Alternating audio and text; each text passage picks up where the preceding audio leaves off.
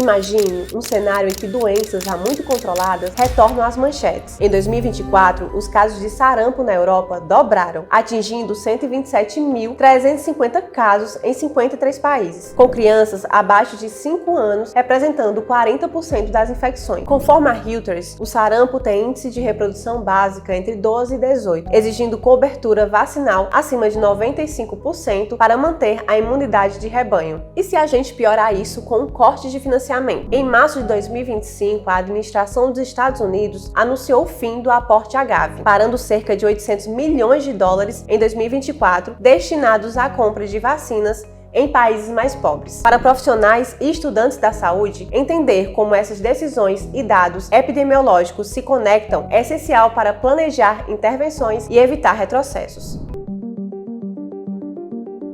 O sarampo é uma doença viral, altamente contagiosa, transmitida por aerosóis e secreções respiratórias. Pode causar complicações graves como pneumonia e encefalite, com mortalidade de 0,1 a 0,2% em países com desenvolvimento de até 10% em populações vulneráveis. Em 2023, mais de 22 milhões de crianças não receberam a primeira dose da vacina contra o sarampo, elevando o risco de surtos globais. Para interromper a transmissão, é necessário alcançar pelo menos 95% de cobertura em 2 doses. A difteria é causada pela bactéria Corynebacterium diphtheria, transmitida pelas gotículas respiratórias. A toxina produzida pode levar à obstrução das vias aéreas, miocardite e neuropatite, com taxas de letalidade de 5 a 10%, se não tratada adequadamente. A imunidade de rebanho exige cobertura de 80 a 85% com as 3 doses de vacinas DTP, difteria, tétano e pertussis.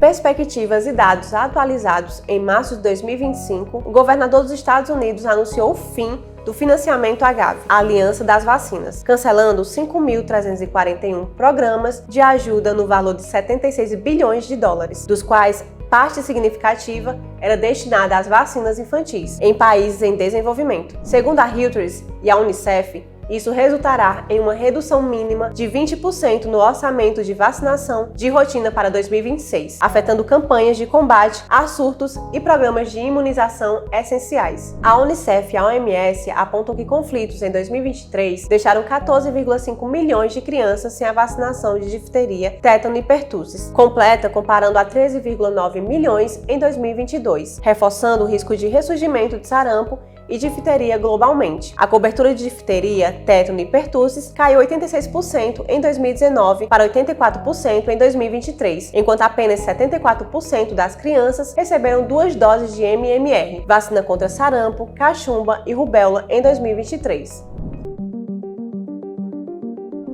Casos clínicos e exemplos práticos. Surto de difteria em população vulnerável. Na Alemanha, em 2023, houve um surto de difteria entre pessoas em situação de rua em Frankfurt, com 5 casos cutâneos ligados a uma cepa toxigênica comum a um surto anterior em 2022. A escassez global de antitoxina diftérica, DAT, e a resistência bacteriana complicam ainda mais o manejo clínico. Importação de sarampo nos Estados Unidos. Embora o sarampo tenha sido declarado eliminado em 2000, importações ainda ocorrem. Em 2023, a cobertura de 2 doses da vacina contra sarampo, cachumbo e rubéola entre crianças do jardim de infância foi de 92,7% abaixo do ideal, mantendo o risco de surtos locais.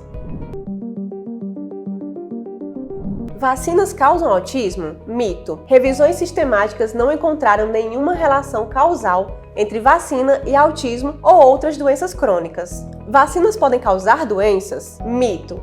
Vacinas contra sarampo e difteria são seguras, com eventos adversos leves e transitórios. O risco de complicações graves da doença é milhões de vezes maior que o de efeitos colaterais vacinais. Em resumo, a combinação de queda na cobertura vacinal, surtos recentes e cortes de financiamento global cria um cenário propício para o retorno de doenças como sarampo e difteria. Profissionais e estudantes de saúde devem reforçar estratégias de vacinação em suas instituições e comunidades pautadas nas diretrizes da OMS e do CDC, monitorar a cobertura vacinal e identificar populações de risco para campanhas de busca ativa, atualizar-se em protocolos protocolos de diagnóstico, tratamento e prevenção, consultando materiais como o Measles Fact Sheet da OMS e o Pink Book do CDC, disponíveis na descrição desse vídeo. Comenta abaixo quais estratégias você tem adotado para manter altas taxas de vacinação. Vamos discutir nos comentários. Inscreva-se no canal para mais conteúdo sobre saúde pública e imunização. Até a próxima!